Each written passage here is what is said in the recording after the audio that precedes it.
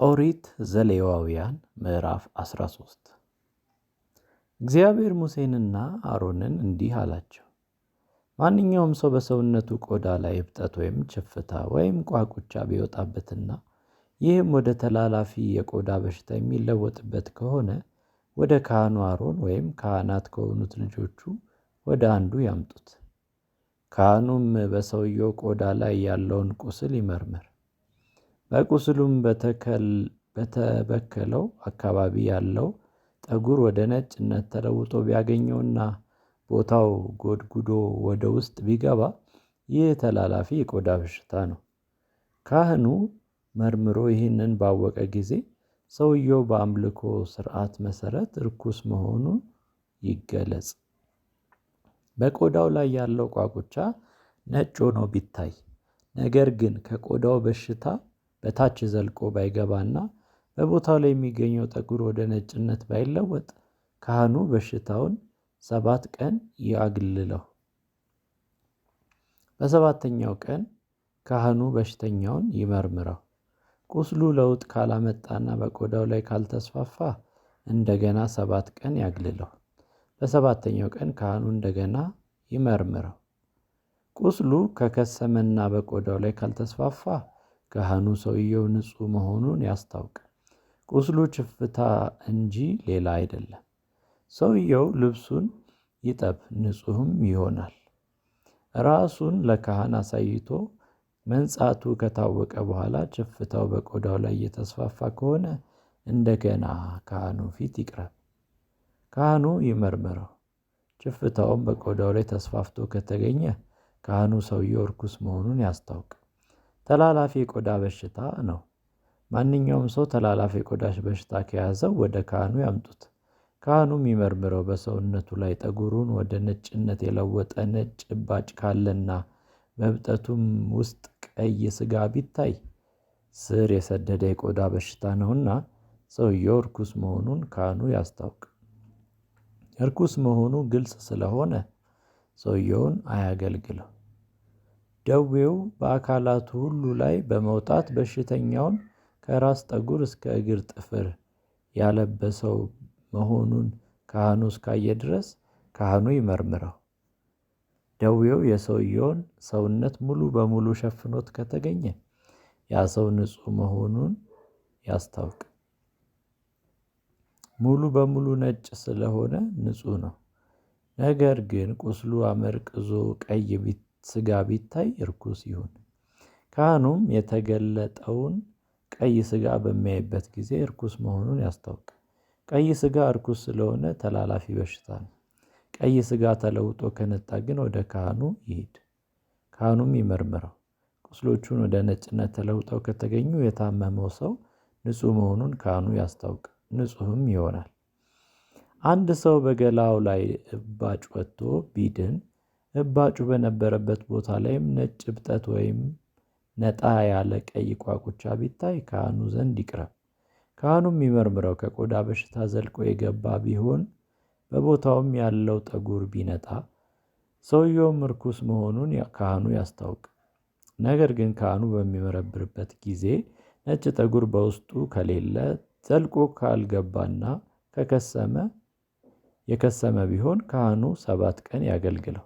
በቆዳው ላይ ተስፋፍቶ ካገኘውም ርኩስ መሆኑን ካህኑ ያስታውቅ፣ የሚተላለፍ ነው። ቋቁቻው ግን ባለበት ከቆየና ወደ ሌላ ስፍራ ካልተስፋፋ የእባጩ ጠባሳ እንጂ ሌላ አይደለም። ካህኑም ንጹሕ መሆኑን ያስታውቅ።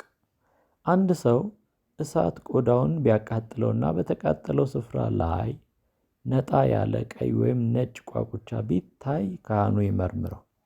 ቋቁቻውን ባለበት ቦታ ያለው ጠጉር ቢነጣና ከቆዳው በታች ዘልቆ ቢገባ በቃጠሎ ሰበብ ከውስጡ የወጣ ተላላፊ በሽታ ነው።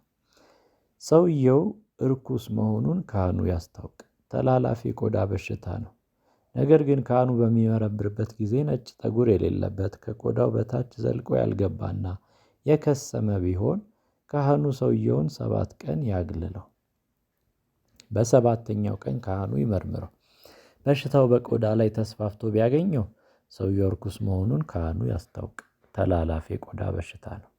ቋቁቻ ባለበት ከቆየና በቆዳው ላይ ካልተስፋፋ ይልቁንም እየከሰመ ከሄደ በቃጠሎ ሰበብ የተከሰተ እብጠት ነውና ካህኑ ንጹሕ መሆኑን ያስታውቅ። የቃጠሎ ጠባሳ እንጂ ሌላ አይደለም። በወንድ ወይም በሴት አናት ላይ ወይም አገጭ ላይ ቁስል ቢወጣ ካህኑ ቁስሉን ይመርምር። ከቆዳው በታች ዘልቆ ከገባ በውስጡ ያለው ጠጉር ቢጫና ቀጭን ከሆነ ያ ሰው ርኩስ መሆኑን ካህኑ ያስታውቅ። የሚያሳክክ የራስ ወይም የአገጭ ተላላፊ በሽታ ነው። ካህኑ እንዲህ አይነት ቁስል በሚመረምርበት ጊዜ ከቆዳው በታች ዘልቆ ካልገባና በውስጡ ጥቁር ጠጉር ከሌለ ካህኑ ሰውየውን 7 ቀን ያግልለው። ካህኑም በሰባተኛው ቀን ቁስሉን ይመርምር። የሚያሳክከውም ቦታ ያልሰፋ ቢጫ ጠጉር የሌለውና ከቆዳው በታች ዘልቆ ያልገባ ከሆነ ከቆሰለው ቦታ በስተቀር ጠጉሩን ይላጭ። ካህኑም 7 ተጨማሪ ቀን ሰውየውን ያግልል። ካህኑ በሰባተኛው ቀን የሚያሳክከውን የሰውየውን ቁስል ይመርምር። በቆዳው ላይ ካልሰፋና ከቆዳው በሽታ ዘልቆ ካልገባ ካህኑ ያ ሰው ንጹሕ መሆኑን ያስታውቅ። ልብሱን አጥቦ ንጹሕ ይሁን። ንጹሕ መሆኑን ከተገለጠ በኋላ ግን የሚያሳክከው ቁስል ተስፋፍቶ ቢገኝ ካህኑ ይመርምረው። ቁስሉም በቆዳው ላይ ከሰፋ ካህኑ የጠጉሩ ቢጫ መሆን አለመሆን ማየት አያሻውም፣ ሰውየው ርኩስ ነው።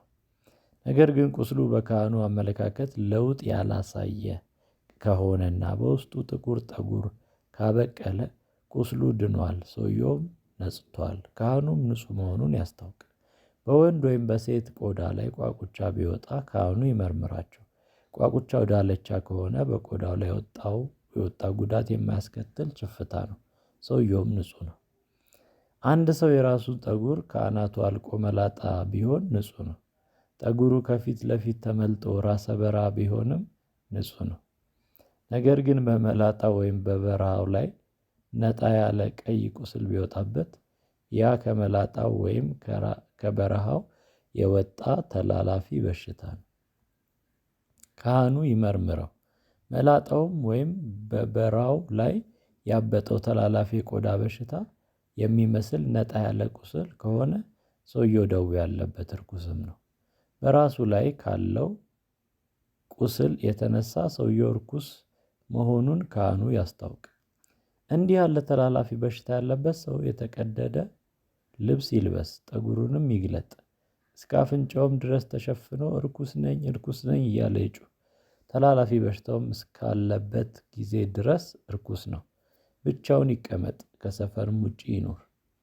ከበግ ጠጉር ወይም ከበፍታ የተሰራ ማንኛውም አይነት ልብስ በተላላፊ በሽታ ቢበከል በሸማኔ ዕቃ ወይም በእጅ የተሰራ ማንኛውም አይነት የበግ ጠጉር ወይም የበፍታ ልብስ ወይም ማንኛውም ቆዳ ወይም ከቆዳ የተሰራ ነገር ቢሆን በልብስ ወይም በአጎዛ በሸማኔ ዕቃ በተሰራ ወይም በእጅ በተጠለፈ ወይም ከቆዳ በተሰራ ዕቃ ላይ አረንጓዴ ወይም ቀይ መሳይ ደዌ ቢከሰት እየሰፋ የሚሄድ ተላላፊ በሽታ ስለሆነ ካህኑ ይየው። ካህኑ ደዌውን ይመርምር። በደዌው የተበከለውንም ዕቃ 7 ቀን ያግልል። በሰባተኛው ቀን ይመርምረው። ደዌው በልብሱ በሸማኔ ዕቃ በተሰራ ወይም በእጅ በተጠለፈው ጨርቅ ወይም ለማንኛውም አገልግሎት በሚውል አጎዛ ላይ ተስፋፍቶ ቢገኝ ክፉ ደዌ ነው፣ ዕቃውም ርኩስ ነው። ልብሱን ወይም በሸማኔ ዕቃ የተሰራውን ወይም በእጅ የተጠለፈውን የበግ ጠጉር ወይም በፍታ ወይም ደዌ ያለበትን ማንኛውም ከቆዳ የተሰራ ዕቃ ያቃጥል፣ ደዌው ክፉ ነውና ዕቃው ይቃጠል። ነገር ግን ካህኑ በሚመረምርበት ጊዜ ደዌው በልብሱ ወይም በሸማኔ ዕቃ በተሰራው ወይም በእጅ በተጠለፈው ጨርቅ ላይ ወይም ከቆዳ በተሰራው ዕቃ ላይ ተስፋፍቶ ካልተገኘ ካህኑ ደዌው ያለበት ነገር እንዲታጠብ ይዘዝ። ዕቃውም 7 ቀን ደግሞ ያግልል። ደዌውም ያለበት ዕቃ ከታጠበ በኋላ ካህኑ ይመርምረው። ደዌው ባይስፋፋ እንኳን መልኩን ካልለወጠ ርኩስ ነው። ደዌው የወጣው በውስጥም ሆነ በውጪ ዕቃው በእሳት ይቃጠል። ዕቃው ከታጠበ በኋላ ካህኑ በሚመረምርበት ጊዜ ደዌው ከስሞ ቢገኝ በደዌ የተበከለውን ቦታ ከልብሱ ወይም ከቆዳው ወይም ከሸማኔ ዕቃ ከተሰራ ወይም በእጅ ከተጠለፈው ጨርቅ ቀዶ ያውጣ።